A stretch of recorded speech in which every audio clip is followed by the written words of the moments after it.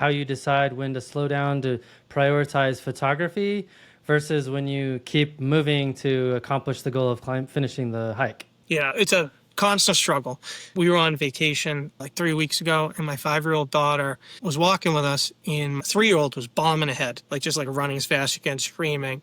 And the 5-year-old's like, I want to run really fast so I could see everything, but I want to slow down so I can like look around. I was like, wow, you are so wise. I would have not been able. That's like my life. That's the problem I run into all the time.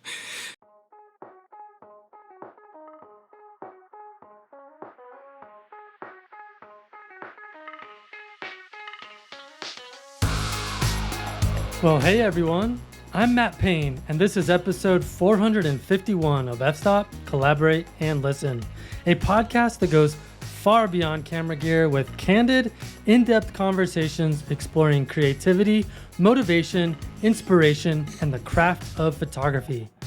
Each week, I sit down with professional photographers, industry insiders, and passionate creatives to dig into the why behind the work, from business and marketing to mindset and artistic growth. With a particular focus on landscape, nature, and wildlife photography, we also explore hot topics that are shaping the photo industry today.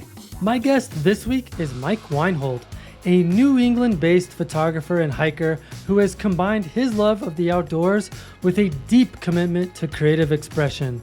Mike has spent years exploring the White Mountains of New Hampshire, completing the New Hampshire 48 4,000 footers, and tackling other hiking lists while carrying his camera along the way. In this conversation, we talk about the balance between hiking and photography, the motivations and controversies around list hiking, and how curating long-term projects like the New England 48 can shape a meaningful body of work. We also touch on family balance, community, and how mountains themselves can inspire reflection and creativity.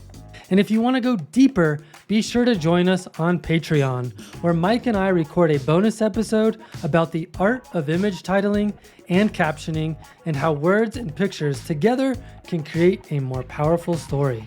Okay, here's my conversation with Mike Weinhold. All right, Mike Weinhold, it's great to have you on the podcast. Hey, thank you, Matt. Thank you so much for having me. It's a real honor to be on the podcast. Yeah, of course, man. I've been having fun chatting with you over email, and I think we have a lot in common in terms of our backgrounds with mountain climbing and photography. So I think this is going to be a really fun conversation. Yeah, looking forward to it. Awesome, man. So for people who don't know who you are, tell us a little about who Mike Weinhold is. Yeah, so I'm from Methuen, Massachusetts, north of Boston. I live in Chelmsford now, which is just north of Boston near Lowell. And married, got 3 kids, 3 girls, 5, 3 and 3 months. So very, very busy doing the dad stuff, living the girl life, braiding hair, doing all that good stuff. Nice. So then for work, I'm not a full-time photographer. I'm a legal aid attorney, also really busy, demanding job. Really like my job. And I do photography and hiking to just like balance out and have another outlet. Photography is like my passion. Yeah, so that's my background. As far as photography and hiking, I started taking pictures. I just like to take pictures as a kid on family trips and stuff. Right. Photography class in high school, but it wasn't anything serious. But then in college, I studied abroad 3 times. And it's like, you got to take pictures to send back to the family and get a little more into it. Get the point and shoot, then get back. And so I'd studied in Dublin. Did not take a ton of pictures. I was like just in college. Then I was in the Netherlands, in Utrecht, in Lisbon. I started taking more pictures, get really into it. And when I got back, my wife, who was my girlfriend at the time, got me my first DSLR. And from there, it's like off to the races, take photos of everything. Family, friends' kids, dogs. We had a chocolate lab, passed away 5 years ago. And I took so many pictures of her, took a million pictures. I actually won like a town photo contest with this awesome picture of her with like a Japanese maple on one eye and her other eye's like just in focus, like real shallow depth of field. I took so many pictures of her. And then, eventually it got to be more like, yeah, I'd still take pictures of my family, but then like landscape, because it's like so much more calming, nature, doing like the whole thing, hiking, taking pictures. And so that's predominantly what I do. I know we're going to talk about hiking some more. So that's sort of my truncated photography journey. Nice. So how did the two passions of climbing mountains and hiking in New Hampshire kind of coalesce with photography? Yeah, so like I said, I just like wanted it first because the camera, I take pictures of anything. Then you find out what you like. And growing up, I'd always, I'd like to hike with family, but we weren't like, doing Mount Washington or the 4,000 footers. We were just doing like the local mountains sometimes on the weekends. There's like pictures of me like as a kid up on top of Fire Tower with my parents. I liked it, but it wasn't like, my life. And so then when I'm taking pictures, I'm noticing the difference in how I'm responding to taking pictures out in nature versus like if I'm doing like a photo shoot for a senior portrait. It's like it's not the same. One feels great and the other was just kind of like a job. I like it a little bit, but I love being out. So I started to hike more and more. And then with the 4,000 footers, I was dog sitting for my mother-in-law. She's out of town. And my mother-in-law's dog, super hyper. So I'm trying to get her to hike anything. So we're hiking like I'm out in the morning for sunrise, one at sunset, but they were like smaller peaks. And then I looked up, the Franconia Ridge Loop, which if anyone from around New England knows it, it's like great hike. It's probably one of the best hikes this side of the country. And so we went, I almost killed that dog. Like she was super energetic, but I didn't know what I was signing up for at the time. And I was just hooked because the Franconia Ridge Loop, like, you hike that and you think, how can this be just 2 hours from where I live? Like this, how can this be free? How can this be something you can just go do? It's so epic to just go from, what you do is you hike up and go across 4,000 footers. There's one other one that doesn't have enough prominence, but it's 4,000 feet. And you got ridgeline dropping off to the side. I felt like I had traveled to South America or to Greenland or something, and it was just a 2-hour car drive. And after that, got all the guidebooks. I was just daydreaming about hiking 4,000 footers all the time. It was right before COVID and right before my first daughter was born too. So I had a lot of time in the house just reading those guidebooks, planning out hikes, thinking like, I can't wait to get back out there. Right. And so did you always have the camera with you from the very beginning of that journey, or did introducing the camera come later? No, I mean, when I was a kid, I'd hike without the camera, but then like this was, I had the camera. I wanted to find stuff to take pictures of. And I go out to spots like I used to be like a lot of the folks that you had on the show when they talk about you have your shot list or like your predetermined goal. Like I remember we went to the Grand Canyon back in 2016, and so I'd be taking pictures. I think I got my first DSLR in 2012. So 2016 is at that stage where I just want to like take the iconic pictures. So you go to the Grand Canyon, I'm like, I'm going to wake up at this time and take this picture, this time and take this picture. And we had driven there from Sedona, and we get to Desert View, and the light is great. But I had planned in my head to go someplace else. I think it was like Hopi Point, which was like on the other side. So I we get back in the car and we drove. It's like the light just goes away. And I got no good pictures. I'm like, what is wrong with me? Why did I do that? Yeah, isn't that funny how you get tunnel vision? Yes. There was another time I was up in New Hampshire. There's a spot, Cathedral Ledge, and I wanted to photograph in the autumn, like with the golden hour, and I like kind of missed it because of traffic. And I end up getting like the best blue hour photo, but it wasn't even on my radar at that time. This was back like, 9-10 years ago. So I learned to not do that and to just sort of go with the flow. I think it was a Bill Neal book where we talk about riding the light and, just sort of, if it's there, take it and just not be so stuck on it. Yeah, it's funny. I talk about like the difference between hunters and gatherers, right? Like, and I feel like that hunting mindset, while you can get some really amazing images, it definitely kind of puts blinders on you and can psychologically prevent you from A, having a good time, and B, coming home with images that might surprise you and might surprise your viewers. For sure. I mean, sometimes I'll go back and try to look at like the pictures I shared over the last year and how many of them were planned or not planned. And as time has gone on, it's like now almost none of them are. And if I go back 6 years ago, 7 years ago, they were predominantly ones I was like, oh, I'm going to go take this photo. Yeah, no, it's a good feeling, I think. It's like so freeing because you're not saddled with all of these expectations. And if you don't get that photo, it's not a big deal. Yes. So I wanted to go back and ask you a question about the New Hampshire 48. What is it, and what was it like to complete that list over a 5-year period? Yeah, so it's the 48 mountains in New Hampshire that are over 4,000 feet, and they have a 200-foot prominence, so it's got to go down and back up. So there's other mountains over 4,000, but those are I think, to compare it to yours in Colorado, I think you guys have 300 feet prominence, but it's the same. Yeah, I don't, who came up with that, right? I don't know. I think it used to be 150. For Adirondacks, it might still be 150. The Adirondacks, I think, was the first list in the Northeast. Maybe in U.S., they got the 46ers. And so in New Hampshire, it followed. This is like give or take 100 years old. List gets developed, mountains get added, taken off. Highest one's Mount Washington. It's a 6,288, and that's by far the highest. And the shortest one is a mountain called Tecumseh, which is 3,997, which is like, what? That's not 4,000 feet. But as technology has improved, they're able to measure the mountains with LiDAR. And I don't know if you... Oh, yeah. Did you guys have controversy in Colorado about this? Don't get me started on LiDAR, man. Like, I finished the highest 100 mountains in Colorado in 2018. And then, like, in 2021, they did this huge LiDAR update. And, like, 10 mountains that used to be in the highest 100 are now not, and 10 that weren't are. And I'm just like, unfortunately, I've climbed all those ones also, but it's still just like, whatever, guys. Like, can we just stick? I'm kind of a traditionalist. Like, you know, this list is kind of like created and it was celebrated, and I don't know, let's just stick with the old numbers. Especially if, like, sometimes some of the ones by the bottom are so iconic and great hikes that's like, we're going to boot that one out. But Right. they didn't change it in New Hampshire. I don't know if they will at some point. There's one mountain, which is also a great mountain, and I hiked it just because I thought they're probably going to change it. And that one's over 4,000 feet, and I think it does have the promise, but they haven't added that one to the list either. Gotcha. So what is it like to hike them? The Appalachian Mountain Club, they run the list. They have a patch that you can apply for, and it's all arbitrary. You can just go hike the mountains. You don't have to apply for the patch. But if you want to go by the rules, you got to hike the mountains. You can't bike or snowmobile or do any of that stuff. You got to do it on foot, go up and come down. You can ski. You can't bike, but you could ski. And then when you do it, you can bundle them too. I don't know if you do it with Colorado where you do like four. For sure. Those are the best days when you can string together like 5 13ers. Yes. That's amazing. Yeah. So I wanted to ask you about, like, because when I tell people I climb mountains in Colorado, people are like, they picture you like Edmund Hillary, like scaling glaciers and just crazy stuff. And I'm like, well, in the highest 100, there's like 4 mountains that require a rope, but most of them are like easy walk-ups, and maybe the other half are sort of technical scrambles. What's it like for the 48 in New Hampshire?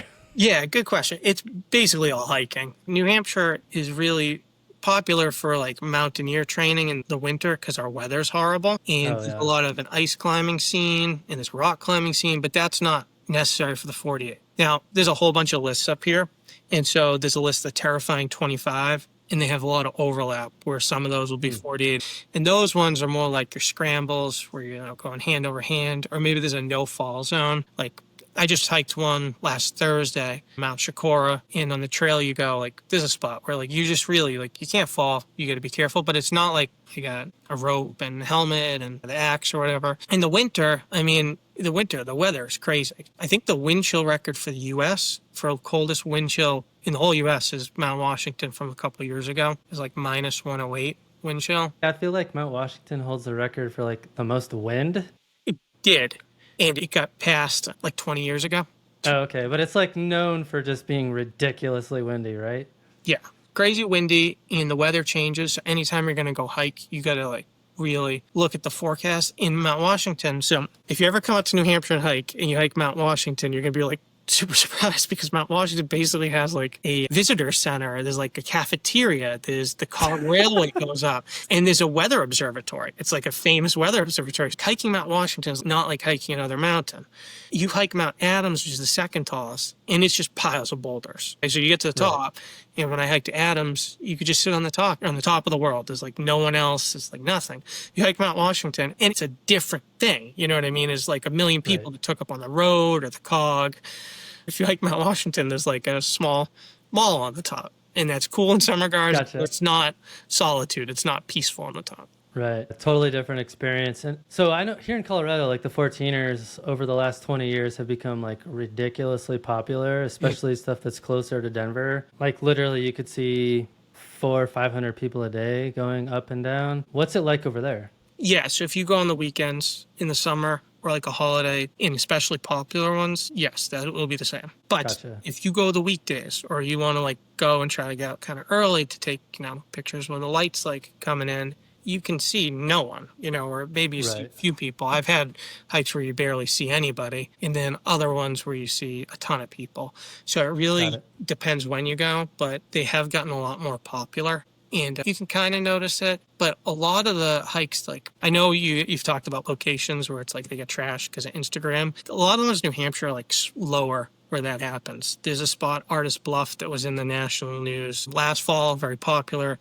and everyone wants to go. It's like a mile hike, really nice view, iconic view, like the type of view you see if you stop at a visitor station on the way up to the mountains. And that got trashed. It's like diapers, trash, like wrappers, like everything. The 4,000 footage, you got to put a lot of work in. So it does happen, but it's less like people in flip-flops, stuff like that. Gotcha. All right, well, I wanted to talk to you about this challenge I think people who love to hike and photograph face, which is like switching in your mind between like hiking and climbing mode versus photography mode and how tricky that can be. So for you, I'd be curious to hear you talk about what's your thought process on how you decide when to slow down to prioritize photography versus when you keep moving to accomplish the goal of finishing the hike. Yeah, it's a constant struggle. We were on vacation like 3 weeks ago, and my 5-year-old daughter was walking with us, and my 3-year-old was bombing ahead, like just like running as fast as you can, screaming. And the 5-year-old's like, I want to run really fast so I could see everything, but I want to slow down so I can like look around. I was like, wow, you are so wise. I would have not been able. That's like my life. That's the problem I run into all the time. I try to just go with the flow, but sometimes you have to just move because you're like, I am going someplace. So just because it's recent, it's in my mind. The hike I did last week, when I hiked Shakora, I got down from that mountain to the car in like, an hour, 20 minutes, to go 4 miles, just like go cruise down the mountain. But I probably spent 6 hours hiking like 6 miles to go up and over because everything, I hadn't gotten out in a while. So I see a view and I'm like, oh, this is awesome. And then the next view is like, this is better. So I got to hike, do this. And then, I'm seeing like small scenes. And when it clicks, you don't want to ignore the photos, but sometimes you just got to go. So It's always a tension. And one of the funny things is if I broke down like my nature and landscape photography into 3 buckets, I got like my hiking when I go north to hike. I got local trails. I try to go like once a week and, no expectations, just to get out of nature. And then just stuff I see like out the car or in the backyard or walking the kids. The middle one, the local trails, there have been so many mornings where I go out, I'm like, it's not nice. It's like November, it's cloudy, it's like nothing on the trees. And I put the camera in the bag, I'll get a good hike. And that's always when I find the photo that like gets me. So like I'll see natural oils in the ice, like I never saw that before, and then I don't even hike at all. So I just try to go with it. Yeah, I'm sure you can relate, but like I struggle a lot with that particular conundrum. And what I've found is 95% of the time the best photos come from like actually having the intent to go out and make images, not necessarily make specific images, but the goal of the day is to use the camera versus the goal of the day being to get to the top of the mountain. Back when I was really hardcore hiking, climbing the highest 100 mountains in Colorado, I would kind of use like the sunrise draw to like get me into both zones at the same time. So like, okay, I'm going to make sure I'm in this particular spot at sunrise that has this specific view that I want, whether it be the top of the mountain or whatever. Yeah. And then you kind of check the box of like, you had the intention of making a good image. And then you can finish your hike, and then you might come across a few images on the way. But for the most part, I find the best images don't usually come from like hiking with the goal of hiking. Oh, yeah, totally. I think that how you talked about almost like getting an image out of the way. Like I know like football players talk about like getting their first hit, and they feel like if you can get like something that feels like okay, that's awesome. Because then it's like, you think, oh, I'm already having a good day. So I'll often plan to be somewhere for sunrise. And then I'll be driving up and I'll see like good light on a cliffside and I just stop. And then I almost like never make it to my spot for sunrise. But I'm like, well, what's the point if I was just going to hustle to get there, get a good picture, and I got something else, I'm not going to pass it up. But I really like when I get a picture earlier in the day that I'm excited about, because then I feel like it rolls and it's like you're seeing more things. It's just like you're not putting any pressure on yourself. Even if it's not pressure to get a specific image, just to make it feel like, a worthwhile day, like you use the camera. Yeah, and I don't know about you, but like for me, it's been a really powerful lesson in intention. Like when I look at my best images, they came from that intention of slowing down and connecting more thoughtfully and slowly with the landscape itself and with the subjects that I'm discovering, versus like I've got the camera and I'm hiking, and maybe if I see something cool, Like I find that mental state of having the intent to connect with the subject, I think that is a critical piece for me anyway, in making better images. Totally hear that. Just, the other day when I was out, I came upon, like, I don't even totally know what it is. It looked like hydrangea leaves that had disintegrated near the top of a mountain. It's like, that's impossible. There's no hydrangeas up here. And I'm like stopping, trying to figure out, like, what is this? And I think what it was is a red squirrel was eating one of those, like, blue pine cones. Yeah. I think that's what it was, but I had never seen it. What is this? And so it was one of those things that after I process the image, I'm probably going to like put it up on a hiking message board and be like, hey, anyone know what this is for sure? And it's got a cool texture and it looks good, but it's a memorable photo because I took the time to engage with it and try to like figure it out and learn with it. So I feel the same way. I think of the camera, did I title a photo this? I might have, or it might be on my list of titles too, like gratitude box. You just use it as like, you see something and you're grateful you got to see it. And then you have this box, and you use it to take the picture, and then you feel great about it. And that's the exact example of that. I was just grateful I noticed it. And if I didn't have the camera, I might have just been cruising by and not stopped and I'm like, what is this? But now I got like that meaningful experience. Yeah, I love that. Another thing that I have been happening to me more and more lately is like when I'm hiking, I might see something where I'm like, man, that's really beautiful. Like maybe it's a view or whatever. But like the first thought that comes to my mind is like, yeah, but it's not necessarily a photo. It's really nice. It's really beautiful, but like it doesn't meet that bar of being a great photograph. And I struggle with those moments because I'm like, I feel like a little, I don't know, like uppity about it. Like, yes, it's beautiful, but it's not a photograph. And then I'm like, well, if it's beautiful, why don't you make a photograph of it? And it's like, I struggle with that now. I don't know if you have that ever happen to you. I think I feel obligated to take a photo there, but maybe it's not like I take a lot of photos. So like maybe if I find something, I'm like, this is a great photo, like interesting scene, maybe some more intimate details. I'm like, I'm probably going to like try to use this. Then I spend time and I'm taking, 50 photos of it, different compositions, different depth of field, playing around with a focus stack or whatever. And then if it's just like pretty, but I'm like, oh, there's not that much promise, then maybe I just take like a snap or two. But the thing, I've been bitten by that. Like last fall, I had gone up to this spot in New Hampshire called Diana's Baths, and it's at a trailhead on this other hike. And it was one of those things, I was trying to get a good photo of the waterfalls before I went and hiked. And I was like, I'm gonna feel great, got the waterfalls and like the early morning light. And the sun came up, and I just like took one photo of the sunrise. I got home and looked at my files, like, a month later, I'm going through trying to cull what's good and bad. In the foreground, the river had formed almost like two infinity pools, but because of the sunrise, one was red and one was blue or like pink. And I was like, oh man, there's like different colors. That's really cool. And the composition's not perfect. I would have, made it so the rocks were a little bit more separate and done it better. But I only took one photo. I was like, oh, back to waterfalls. And I wish that I had taken more time. So I've kind of gotten burned where it's like, maybe I should have taken more photos of that sunrise and realized the potential. That always hurts when you get home and you're like, oh man, I should have spent more time with that scene because it's actually really good.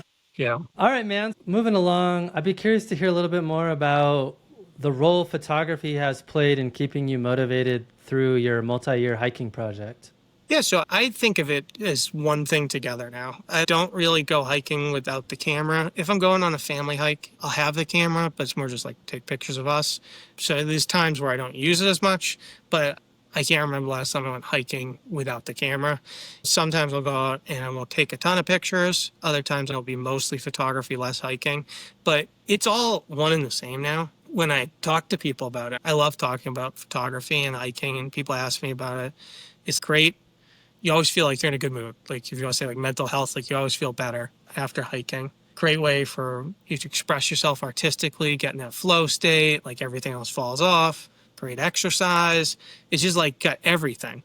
So I view them as one in the same right now. If I'm going to go up to the mountains, I'll take the camera with me every single time.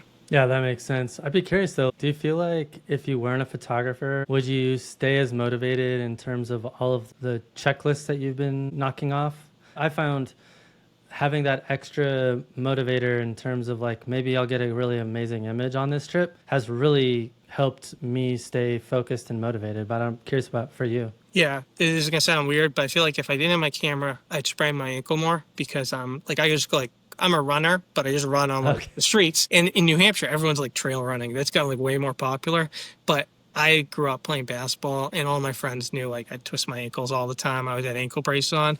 And so I've tried trail running. I sprain my ankle like every single time. So if I wasn't photographing, I probably was like trying to trail run these mountains and twist my ankle all the time. I feel like the answer is I'd still do it, but it wouldn't have that artistic expression, wouldn't be in the flow state. It wouldn't be as valuable to me if I wasn't photographing. But I like it so much. Sometimes I go out and hike, especially some of the smaller mountains, and I barely take the camera out. And it's like, oh, it wasn't there today.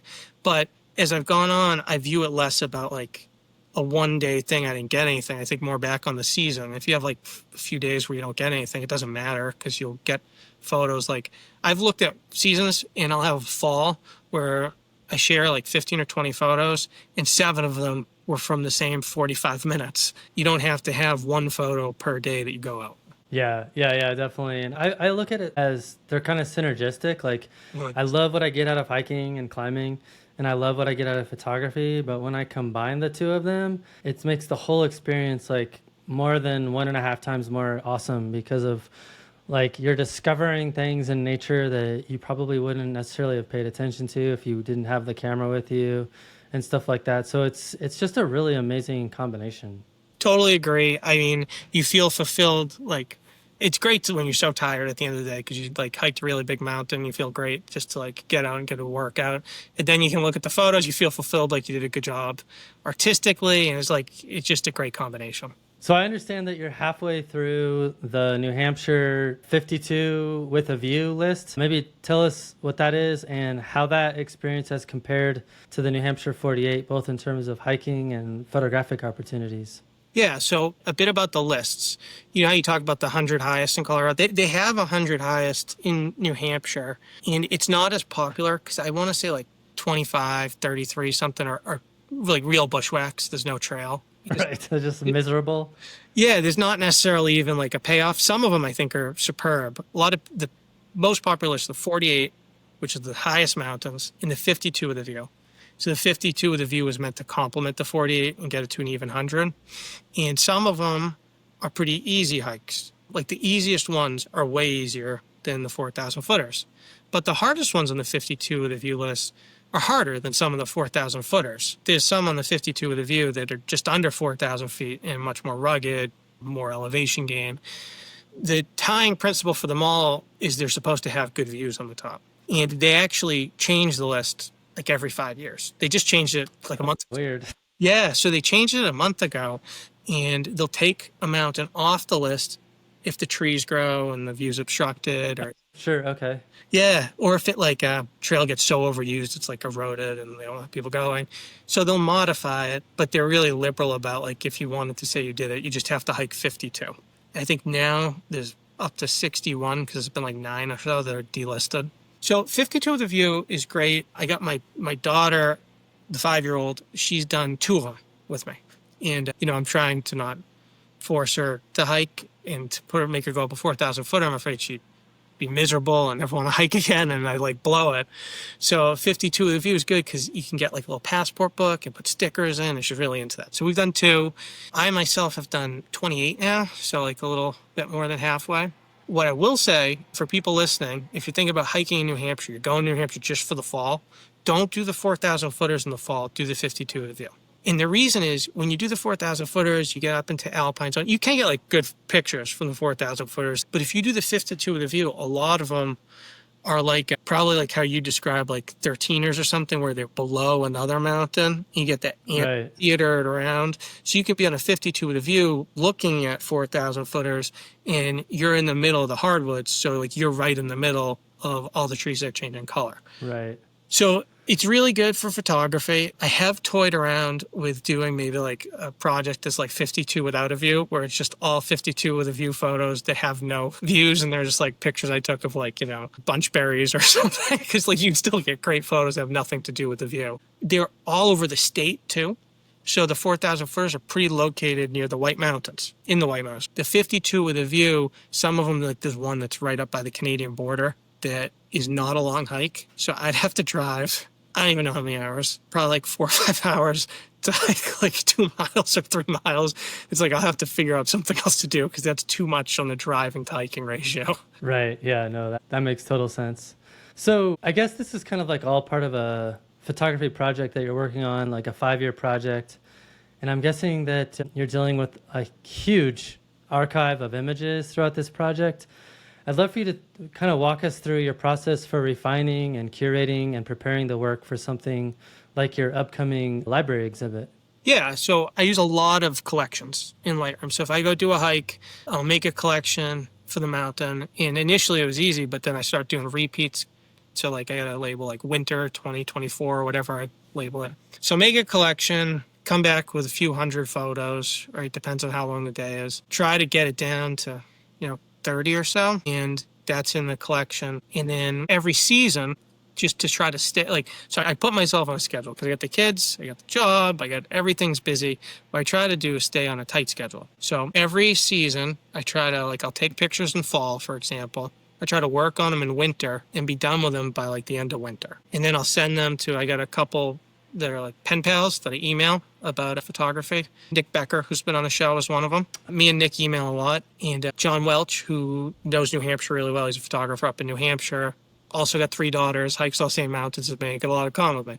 So they're my email pen pals. I'll email them for the season, say for the whole season. I try to get down to 40 or 50 images, send them to them. They help me figure out what are the best 15 or 20. I print out 4x6s, carry them around to show my family, and they help me pick out which one's the best. And at the end, I share 15 photos per season. And so my 48 photos, my 52 with a view photos, I put them in there. So if I hiked 3 mountains in the fall, I pick out some, put them in there, and I get a general idea what my best ones are. I got an exhibit up at the Moulton Borough Public Library. I wanted to get about 50 photos. So I use that as a starting point, the ones that I've already shared, and determine the best. And then I try to figure out are there holes? Is it repetitive?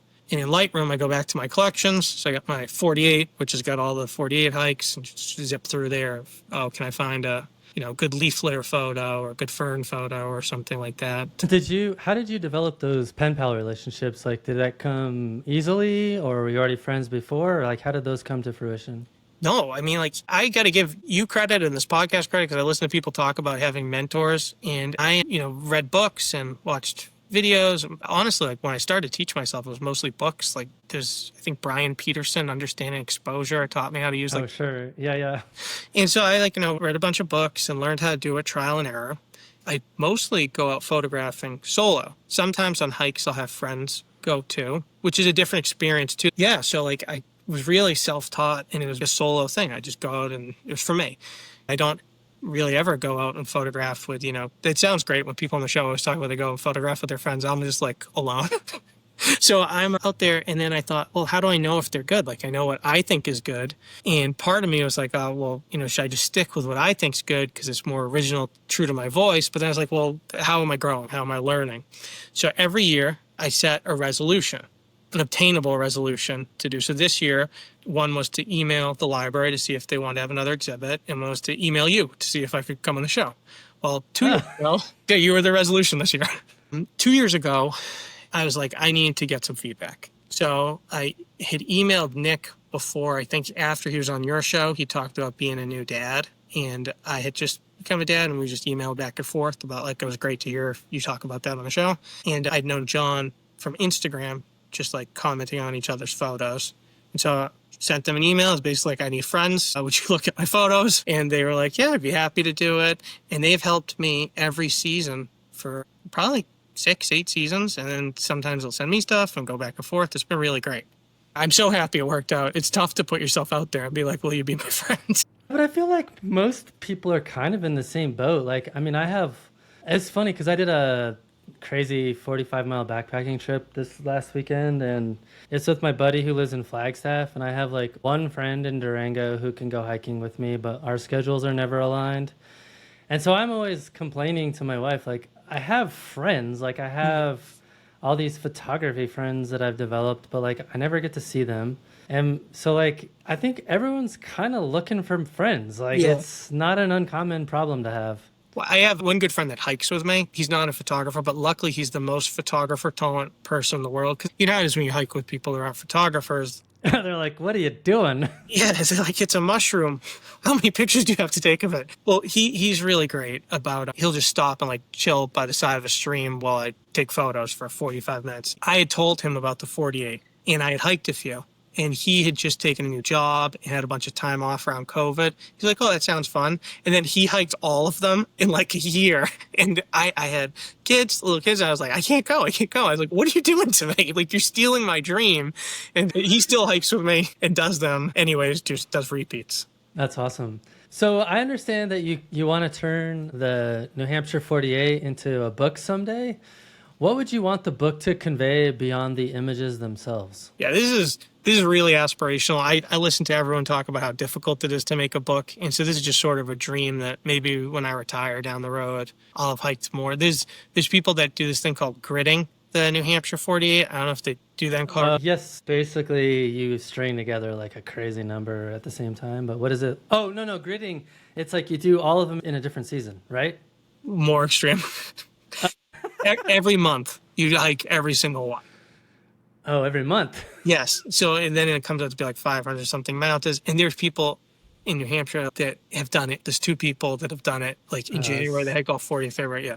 But I'm not doing that. But to get out there more and take photos of them in different seasons and different times, I think that would be cool. And, you know, if I do it for 20 years, what does it look like then? And who knows, maybe I won't be able to hold the interest, but I think I will. You know, I'm hooked. It's more of an aspirational goal to maybe someday write a book. But what I've done you go out hiking. I don't listen to music or podcasts when I hike. I listen to your podcast on the way to the trailhead. But then when I'm hiking, I'm just like, taking it all in. And you think, and you get different ideas. And I try to keep track of them on my phone. I have like a notes app.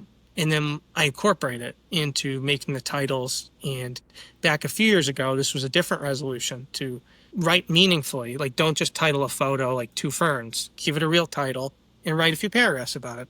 So now I got a few years where every single photograph I have has 3 to 5 paragraphs attached. And if I go through, I already know some of the themes that would be in there. Some of the stuff we've talked about today. It's like, what do you do with it? I like to write, in my profession, I have to write all the time. I've always enjoyed writing. And some of my favorite photography books are the ones that don't only just have great images, but like Eric Bennett's book, which had, I think it was 3 essays and an intro. Those are great essays. Like, that's a great book. So it's like, could I ever take it and put my feelings about the 48, how grateful I am to have the opportunity? Like I said, it's only 2 hours away. Most people never even go hike it. It's awesome. How could I take that and package it up and put it into something? So when I retire, I'll see if I want to write the book. But I don't have it as an immediate plan. That's awesome. Yeah, I want to go back to something you just said because it's been something I've been thinking a lot about lately. And that's you talked about how there's people who grid the 48 and all they do is literally just climb the 48 highest mountains in New Hampshire. And that's their entire, theoretically, based on how much time that requires, that's probably literally all they do. And I look at, we have people like that in Colorado too.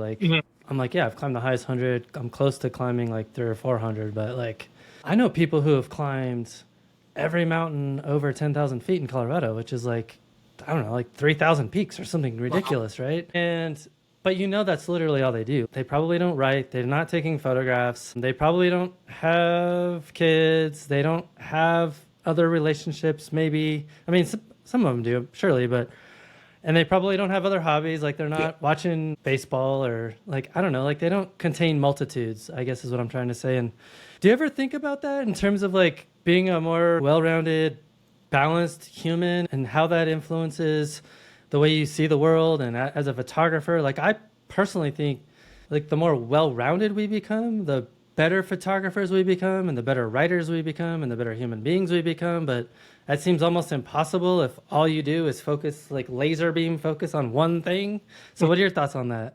Yeah, I'm not going to know the quote. It might have just been from Brooks Jensen on his Lensworks podcast, but to take good photos, be a better person, the idea of just learning more stuff and incorporating that into your photos. I have I had a photo that I took last fall of a tree that looked like an octopus, and I'd been reading a book about someone who like was developing like a friendship with an octopus in the Boston Aquarium and going to see. And it's like, well, that fed into the photo, and I maybe wouldn't have seen it the same way. And so I got to thank the book, which has nothing to do with photography. So for me, that works, and I agree with you. But I also like if anyone's out there and they hike all the mountains and that's their thing, that's fine too. I mean, everyone goes to the mountains for their own things. Totally. But I think that for me, the photography part of it is so intertwined that, like, if I was going as fast as I could, I'd miss the photos. And I've seen this debate play out in New Hampshire where some people are like, oh, you don't appreciate you're going too fast. But it's like, even if you're running, you're going like 3 miles an hour. So you probably still see a lot of the same stuff. It's not like you're going like 90. But for me, I agree with you 100%. That's my style. But if anyone else wants to do what they want to do, that's good too. I'm always reminded when I was writing my guidebook for the San Juan Mountains, I had reached out to a particular individual who I had climbed 3 really difficult peaks with. So I have a bunch of photos of her, and I was asking her for permission if I could use her in my book. Just pictures of her in my book. And she refused to give me permission. And she basically said, like, I don't think you're qualified to write this book because I don't see you as a mountain climber. I see you as more as a photographer. You haven't climbed like 600 peaks in the San Juans like I have. You've only done like 200 peaks in the San Juans. And so I don't see why you're writing this book. It should be somebody else writing this book. And I was like, well, it takes more than just someone dedicating a ton of time to climbing to be an author. Like, you have to be able to write. You have to be able to make photos. Like for that book, I had to be able to create maps. Yeah. And I had to weave together like the whole story. So like, that's what I mean is like, yeah, you could be all in on one thing, but then you're not necessarily going to have all the skill sets to be able to like incorporate that whole experience into other aspects of what's going on. So I don't know. I'm always reminded of that comment, and I was kind of burned by it. I was like, really? That's kind of mean, but whatever. You like a simple no could have sufficed. Yeah, like you could have just said, no, I'm good. But no, you had to like really just jab the screwdriver in, didn't you? Yeah, I mean, the logic would be whoever has hiked the most mountains writes the guidebook, which can't be the best way to do it. That's crazy. I just think it's interesting. Like, you have people who are just hyper-focused on one thing. Like, I find there's a lot of that in photography, too. Like, people who are, like, the most amazing photographers, and they're literally taking images 7 days a week, but they're not developing other skill sets. And then most people don't know who those people are because they don't have any marketing skills, and they're complaining, like, I'm an amazing photographer. Yeah, but you also need to have other things in order to be known. So it's interesting. Yeah, you got to take time for things to sort of marinate too. Like, you take the photo. One of the benefits to doing that seasonal approach I have is like, I'd find, I take photos, maybe ferns right when they turn green, and you're so pumped about the photo. But then it's because it's been like winter and you haven't seen anything green. So that photo looks awesome because it's green. But then like, if I was to just post it, by 3 months later, I got like a bunch of other fern photos that I like better. And you're like, why did I get so in love with it? So you got to have time to marinate. If you're just out taking photos all the time, you don't have enough time to think over your sets. Like, that's what Nick and John have really helped me with when I send them out and they provide thoughtful responses. And I think about them more. The photos you think are going to be the best when you take them aren't the best photos. And to use an NLPA for an example, I sign up and do 18 submissions every year. In the last 2 years, the last 2 photos, like 17 and 18, which I was like, I don't even know if these are good enough to submit, got through to the raw verification. And these are years where the ones that I've taken them, and I was like, oh, won the contest. Like, I take them, like, there we go, championship. And it's like, those ones don't even make it to raw verification. But the ones at the end that, like, you don't know. So, like, it's really good to take time when you're out in the field. Afterwards, you can't just go nonstop. Yeah, no, I agree. Cool. So I feel like we should talk a little bit more about list hiking, because we both have done a lot of list hiking. I started out wanting to climb the 14ers in Colorado, and then I transitioned to doing the highest 100. I feel like list hiking has some valid criticism about it. How would you respond to the idea that peak bagging kind of gamifies the outdoors or takes away from appreciating nature's? Yeah, I think that gamifying outdoors is definitely one of the criticisms. Like, you're not there. You're just there to check off a list and tell your friends you did it. Summit fever, big problem. The search and rescue community is great up in New Hampshire. Luckily, I have not needed them, knock on wood, right? But like, it happens all the time. People are like so fixated on trying to get to a mountain, they push it when they shouldn't. and then it overcrowds trails where you have one trail that's to a 4,000 footer and one that's not. And the one to the 4,000 footer is like totally overused and eroded. And the other one could even have like a better view and be a nicer hike, but people don't go there as much. And they're all valid. Like you can't take those criticisms head on and say they're wrong. The only thing I could say is that there are positives too. So I think that the list has done a lot to bring people outdoors and acquaint them with nature. For New Hampshire, up in New England, our states are super close together. So people hike the 4,000 footers. They're from Maine, New Hampshire, Vermont, Massachusetts, Rhode Island, Connecticut. People come from New York. People come from all over. And there's a lot of people that live in areas that are not as, there's no woods. There's not as much nature around. And it opens people's eyes and it makes them more attuned to conservation efforts and, gets them off the phone, gets them like out doing stuff. I think there's a lot of benefits. The thing is, you just can't do it just to check the box because it's not fulfilling. If you're going to do that, do something else to check lists because like it's a lot of work. It's a lot of time. If you don't enjoy it and you just do it to check the list, it's not fun. Like I think most people when they finish the 4,000 footers is like, what are you going to do? It's like, well, I'm going to hike more 4,000 footers. This is awesome. It's the best thing. As long as you're doing it for the right reasons in the right way, I think that trumps the peak bagging criticisms. But they're real criticisms that, it does make sense to think about. Am I doing this for the right reason?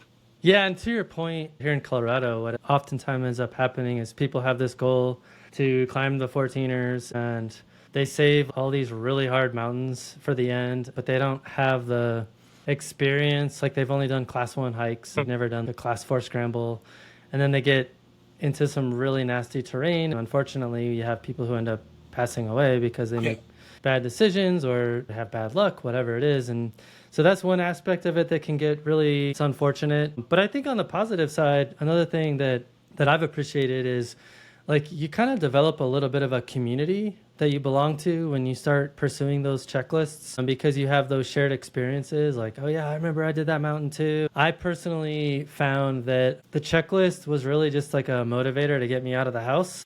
And once I realized that, it's like, yeah, having the checklist is important because it keeps me from getting fat and lazy, but it's not as important to like always have the checklist. So I think there's more pros and cons, but it's important to think about those cons for sure. It takes you to areas that you wouldn't go to. Like the northernmost 4,000 Yes. floors, this mountain, Mount Cabot. And there's a little bit of a view. There's a cabin on the top. Most people wouldn't go up there. But since it's a 4,000 footer, people do. And you go to a different part of the state and you see something you wouldn't have seen. So it does that too, that you just sort of like get pushed to do something. And when I did the first two, the time I was dog sitting from my mother-in-law, I didn't even know about the 4,000 footer list. So like that hike was so awesome. Then I found out about it. I was like, I want to do more of these. So now it's like, you know which ones to go to. Right. Tough ones, you know how you say you get the tough ones. There's a couple, like 4,000 footers. There's one Owl's Head that's 20 miles, and it's basically like you walk 9 miles, barely any elevation. Then you go straight up for 1 mile, and you go straight down for a mile, then walk 9 back. And it's like that, depending on your outlook, people hate it or they love it just because it's like really, it's just a nice long walk in the woods. Notable story about that one, when the way down, I slipped. I got the biggest bruise. I had a bruise that went from like the bottom of my back to below my knee because I just hit flush and I had like the bump. And so like I walked the 9 miles out. Luckily I was with my buddy and I did not get hurt, but I was like, that would have been bad if I had been solo and like really hurt myself in the middle of nowhere. Yeah, I've had tons of close calls where it was like inches away from something that could have been catastrophic. I've just been lucky, I guess. I probably should have gotten new boots earlier, you know what I mean? But I didn't even realize that they were loose until I stepped on like wet leaf on a rock. Yeah, it's interesting because a lot of times when I'm hiking with climbing partners and maybe they haven't done as much stuff as I have, I find that I'm much more comfortable in loose terrain where like the rocks will shift on you or whatever. I think partly why I don't get hurt is because I've just become so used to hiking in that terrain that when it happens, I just kind of quickly adjust and shift to a different spot. I don't know. I see other people and they like the rocks shift on them and then they just panic or they freeze or they like throw themselves backwards or whatever. And I think that's when you can get hurt. Do you have a lot of slides on the 14ers? Is that like a lot like a loose scree slide hiking? Not on the 14ers as much, but definitely in the Centennials, there's a lot more of that in terms of weird off-trail, like talus, scree hiking and that kind of weird stuff. But I mean, there's definitely there's a couple routes on the 14ers where you have to do some really painful, like scree ascents, but not too many. In the 4,000 footers, there's a lot of famous slides, and people bushwhack the slides, and that terrifying 25 list the slides. It's just not a ton, and up in Maine too, like I know Katahdam's got, I think it's Able slide is one of those famous ones up there. They're called slides. Yeah, they call them slides. It's just like scree aside of it. I think they're called slides. I mean, check me. This might be wrong, but I'm pretty sure it's because there's like a rock slide, and then they just a barren on the side of the mountain is just like the scree talus or whatever, and then you just go up there, and people bushwhack and go up. And some of the 4,000 footers, like Owl's Head, the one that I was talking about, you basically have to hike up a slide to get to the top. I mean, we don't call them that. We just call them like coulars or scree, like just a scree slope. We could do like probably a whole thing on names, because like up here, every valley, or I think you guys call them like gaps or passes, they're all notches. Yeah, no, we call them passes or saddles. Yep. Yeah, no, it's so funny how the terminology is different. I was thinking about here in Colorado, the worst scree field that I did was on Cathedral Peak. Mm-hmm. And like 95% of people who climb it do it in early summer, because that couloir is full of snow, and you just put crampons on and you snow hike it. Mm-hmm. But I hate snow climbing with a passion, because I'm just not comfortable on it, and I know I'll do something stupid. So I did it in late summer, and it was just this nasty, super steep, like you can't get a grip on anything. And I had brand new hiking boots, and by the end of that trip, those boots had like 3 or 4 lugs had ripped off because of how much I was just crushing my boots with friction. So yeah, we have some pretty nasty stuff like that. You should have snow hiked it. Yeah, I don't like snow hiking. I've had too many, like, I glissaded. I've done some weird glissades before where I lost control and I had to self-arrest with an ice axe and almost died because of it. So like snow and me just do not get along very well. So for list hiking in New Hampshire, the winter 48 is a big one too, where you hike them all in the winter. Yeah, no thanks. No thanks. Up here, I don't know how many of them. I've done a lot of not a lot, but like a fair proportion of them were in winter. And the thing with that list is they have to technically be in calendar winter. So I got a bunch that I did like, December 15th or April 9th, or like just outside. It's basically winter. So I'd have to go check. But winter hiking is great up in the New Hampshire, because when we talked about overpopulation, like you really don't see that in winter, because there's less hikers on the trail, no bugs. The issue with winter hiking in Colorado, if you're going to do any peak climbing, there's 2 things. One is access becomes really difficult, because the roads to the trailheads, like they're closed like 10 miles back. So like you're adding massive amounts of distance, and you're doing it in snow. So you're either skinning in or you're snowshoeing in. And then the other challenge is you have avalanches here. Super, super, super risky. The conditions are constantly in flux. So I have a friend of mine who's done almost all the 14ers in winter. I think he's only got like 2 or 3 left. But like I see his trip reports, and I'm like, you basically hiked an extra 20 miles to do it in winter. Thing people do, or is it just a thing he does? It is a thing, but it's like a very elite list of crazy people. Some of the winter climbs in Colorado for the 14ers, it's heinous. Like Capitol in winter, no way. Snowmass, probably not too bad, but the Maroon Bells, no way. Pretty much like the Wilsons, and there's a huge list of 14ers that I would not even touch with a 20-foot pole, honestly. Yeah, it's more like watching like someone climb Everest type stuff, like it gets way more technical. There's just a lot more risk involved, you know? And so, no, there's I'm good. An author up in New Hampshire writes all about search and rescue, and he's got 3 books. I actually just finished one a day or 2 ago, and it was about a guy who died in an avalanche, a search and rescue person who had gone out to look for 2 ice climbers. So there's avalanches on Mount Washington. Mount Washington, I don't know if this is just like it's considered one of the deadliest mountains in the country. Right. I think it's mainly because access, like it's easy to get to and people underestimate it. And it's on the East Coast. Like there's a ton of city centers close by. Yeah. And there are avalanches, but a lot of them are also just, people lost, and like winter, much more likely, because if you make a mistake in winter, when I winter hike, if it's anything where I'm not thinking there's going to be a bunch like other people that I would see, if I hurt an ankle or did something, I'll go with someone else. You just don't want to make a mistake in winter, and then I have my bivy sack and stuff, but you don't have to use it. You don't have to test that stuff. Yeah. All right. Well, I wanted to ask you a couple more photography questions. Yep. I mean, we could talk mountaineering all day, but so I know that you write about your photos. We talked a little bit about that, but I'd be curious to hear you talk a little bit more about like when you're in the process of capturing the images, do you usually know the meaning behind the photos in the moment of capture, or does that meaning emerge later? Yeah. When we were emailing back and forth, I looked back at some numbers to try to like give you a educated guess on this. It's probably like 10% that I know when I snap the shutter. Like, oh, I'm going to title it this, or this I'm going to write about. Well, you have your feeling about what draws you to the scene and why you like it. And so I think that stays pretty consistent. But a lot of times I think of the title or the story comes more into focus as the rest of the season goes on and you have more experiences with things. Like, so 2 examples I could think of where that octopus story I told about reading a book about an octopus, treated like an octopus. There was one a year or 2 before I read this book, Cuckoo Cloudland, which is a really good book. And I took these pictures. There was clouds and there was birds and there was an island. And it was right after I read the book, I was like, that has to be like subconsciously. Well, I did that. So I titled that, but most of the time it's not that obvious. I have a photo that I'll probably post in a couple of days. I think I'm going to name it Ketchup and Mustard. I like to do funny titles too sometimes just because, it's not that serious. And it's one maple, it's got red leaves, and one yellow. But when I took it, there was an orange one and a green one too. And they were in line. And I was like, oh, this is cool. This is like kind of like a box of crayons. You got one of every different color. And then there was a heron that flew into the scene. I was losing my mind.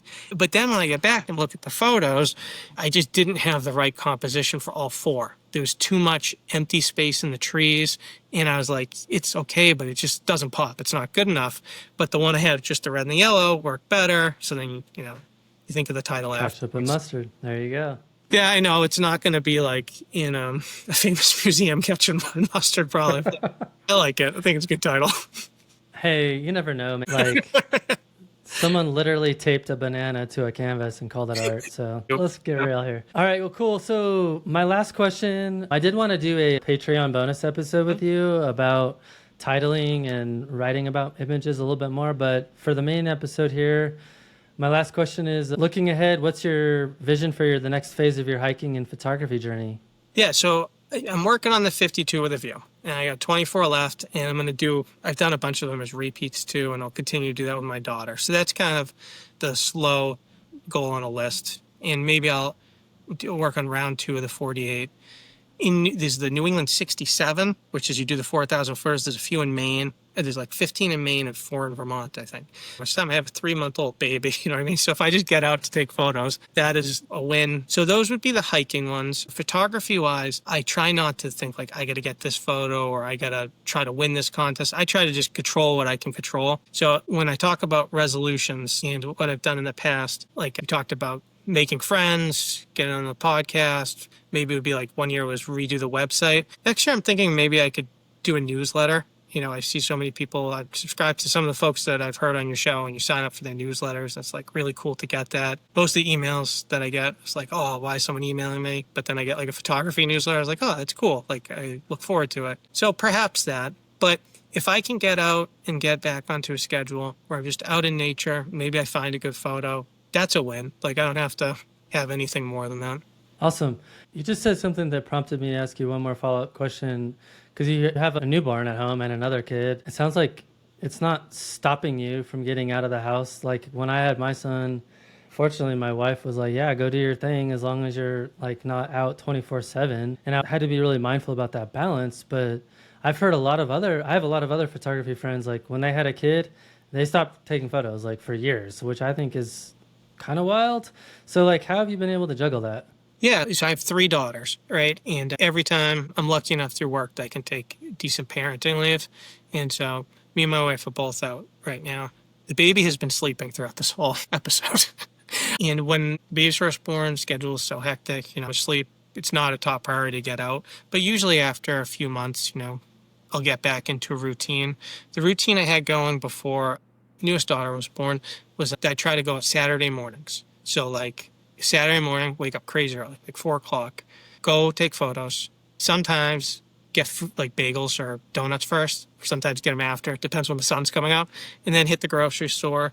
And so then you've done like a lot of stuff. You can get it done. And I'm only out of the house until, depends, 8, 9, 9:30. I'm back. And so you still get a full day.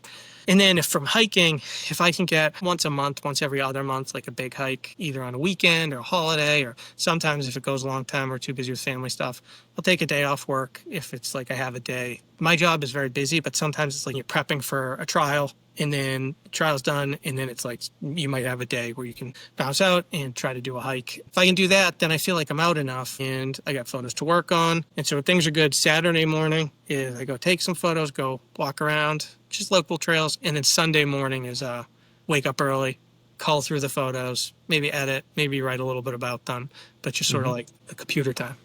Yeah, so it sounds to me like you have made it a priority in your life to keep it a part of your routine, but you're not making it so that it's like an overwhelming, like all or nothing situation. And I found that intention of having something take priority, it doesn't require you to, like, people who are like, oh, I don't have time to work out. And it's like, actually what you're saying is you haven't made being healthy a priority in your life, because really it doesn't require you to go to the gym 6 days a week. Like, you can literally go do like a 15-minute workout 3 days a week in your living room and still get a lot of benefit out of it. So I think that healthy balancing act is really the key. Yeah. I mean, like with kids, it is tough. Like I'll try to wake up extra early to go run. And then I got my dad workout routine where in the morning, at night, I do squats, push-ups, and pull-ups just like in the basement. Cause it's like, you do it every day and it doesn't seem like it's a big thing to like go and do it. Yeah. It takes you what, 15 minutes, 20 minutes? Yeah. Yeah. For photography, I think one of the things too is Brooks Jensen talks about like the art life. I could be outside with the kids and I'm not like thinking photography, but like you see, oh, like the leaves look really cool. And then you grab the camera and 99 out of 100, it's like, oh, whatever, it didn't work out. But then sometimes you get really cool photos just like of the yard. And then in fall, I'm driving down the road in New England and constantly like, oh, look at that maple. Like, look at this. And it's like, drop the kids off at daycare, stop. There's a spot that only takes 5-10 minutes to photograph, but I've been watching it for like 2 weeks, waiting for the right time. And so then it's just part of your life where it's not like overwhelming, but you still feel good. And you're still like a photographer, you're still doing stuff. Right. When you have the mindset that it doesn't necessarily have to equate to like a portfolio image, it really is just about practice, right? Maybe you see a tree and you like the arrangement and the composition and you keep honing it in. And maybe it's an idea that doesn't work quite 100% for that particular scene. But then when you are out for more time and you're more intentional about the photography, that seed that you planted, you're going to pull that into frame. You're like, I can use that thing that I wanted to do with that tree that I saw, and this tree is even better. So I'm going to make a really good image. But having all that practice that didn't result in anything actually did end up helping you in the long run. I have photographs that are like kind of like ancestors of earlier photographs. Ancestors, I love that. It's like there's spots that I photographed and I know the composition, I know what to look for. When you have everything in Lightroom, you can be like, this tree bloomed on April 15th last year. And then you know to look out for it. It doesn't mean you go and it's going to be perfect, but you got like kind of an idea of where things were and when they were. And there's, just on the way between our house and daycare, there's a few trees that like I always look at. And there was one that I photographed. I almost used it a couple of years ago. And it was really rich red colors in autumn. But it wasn't like totally there. A couple of years later, it was really misty. And I was driving them to daycare. I was like, oh, this is going to be great. So I went in, I took photographs of it, and ended up using it. I never would have the second photo if it wasn't for the first one. I could think of so many subjects, different ferns, bunchberries, lily pads. That it's like, this photo I would not have taken if I had not taken these 3 photos before. Brilliant. I love that. All right, Mike, last question. Who do you recommend for the podcast? Who are some people that we need to know about? Yeah, so the first person is John Welch. He's a really good photographer up in New Hampshire, and he does all the stuff I do, plus he does like animal wildlife. He's great with loon photographs. He's got a YouTube about loons where he goes up kayaking and monitors the loon nests, and really good guy. So I think he'd be a good person to interview. Second person I have is Subhasish Dutta, and so I met him because Nick Becker does a print exchange, and I signed up for the print exchange, and I'd sent him a couple photos, and then we got to emailing back and forth and just like following each other, writing to each other on Instagram. And he's released 2 collections. One of them just recently is so good. And he's, I definitely checked that out. Yeah, and shout out to Subhashish because he just supported the podcast on Patreon a couple days ago. Oh, no way. Yeah. Oh, that's awesome. Oh, yeah. He's a great guy. I forget the name of his newest collection, but there were a few photos out there like so great. The whole collection's good, but just really good. They're like woodland scenes that a lot of them he had taken, I think, when he was bicycling to work. Really like his stuff. Yeah. I think he's a chef, and he was like bicycling to work, and it's just really good woodland stuff. Third person, no relation, but Kristen Weinhold. She's friends, I think, with Subhasish. They're in the same group on Instagram. It's called like Collective something, and there's a lot of good photographers in that. And she doesn't post a lot, but every year she'll post a photo. It'll be one of my favorite photos. Yeah. And she's just got like really good stuff. So I think she'd be great. And then 2 more people, Jack Crone. I know him from Instagram. His stuff is so unique. I feel super cool. Yes. Yeah. So definitely get him on the show. And then the last one, Harry Lichtman. He's up in New Hampshire. He had a photograph that did really well. I think it won the black and white NOPA, and he probably hiked all the mountains I've hiked. He gets some great photos from up there. There's this one spot called Star Lake, which is like a tarn in between 2 of the highest mountains up in New Hampshire. And he's got like every year he posts a new awesome photo from there. And I've gotten one that's like, I think is kind of nice, but it's not like at sunrise or sunset. And every year he posts like one that's 100 times better. Well, Mike, this has been amazing. I super enjoyed our chat, and I just can't thank you enough for taking the time and spreading some knowledge. Well, I mean, thank you for having me on the show. Thank you for doing the show. I love listening to it. There have been so many people that I have only heard about because of the show, and it made me a better photographer listening to this, going, looking up their stuff, looking up your stuff. I just love it. So please keep doing it. All right. I'll try.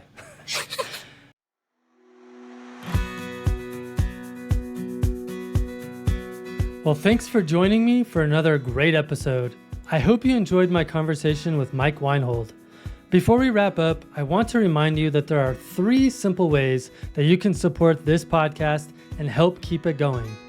First, please consider joining us on Patreon, even for free, where you'll get access to over 250 bonus episodes, early releases, and exclusive content, and be part of an awesome community.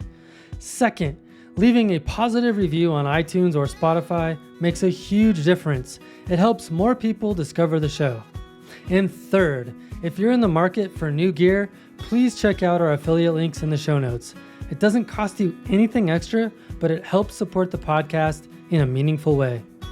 Thanks for stopping in, collaborating with us, and listening. See you next week.